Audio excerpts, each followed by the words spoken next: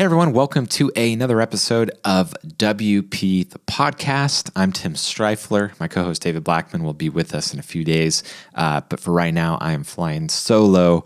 So today we are talking about the best way to build email opt-in forms on WordPress. Now, if you're not sure what an email opt-in form is, it's basically just a little form that has 1 to 2 fields, name, email, and that's usually it.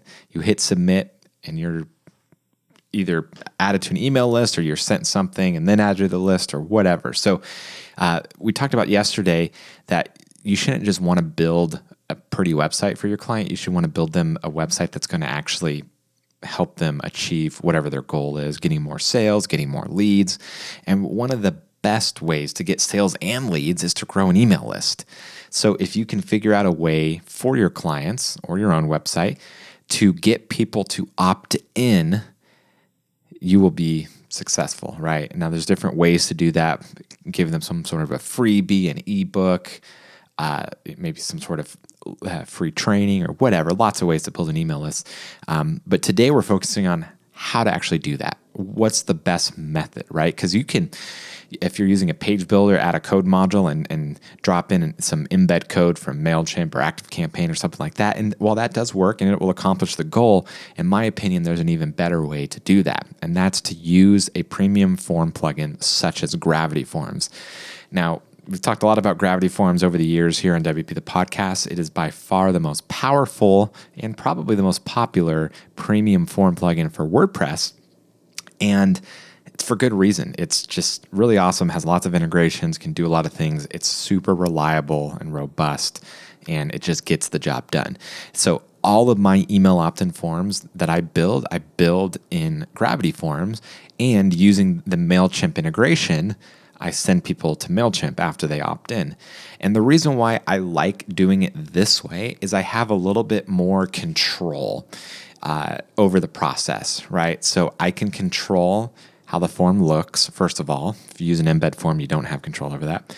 And then I have control over the way the form works. So, for example, do I want to send them to a thank you page, or do I just want some thank you text? You can decide that in Gravity Forms. And then how do I want that email to look, right? If I'm sending them, say, a PDF or a freebie or something, I can send them the email via Gravity Forms saying, hey, thanks so much for subscribing. Here's the freebie that we promised. Hope you enjoy it. Let us know what you think, blah, blah, blah, right?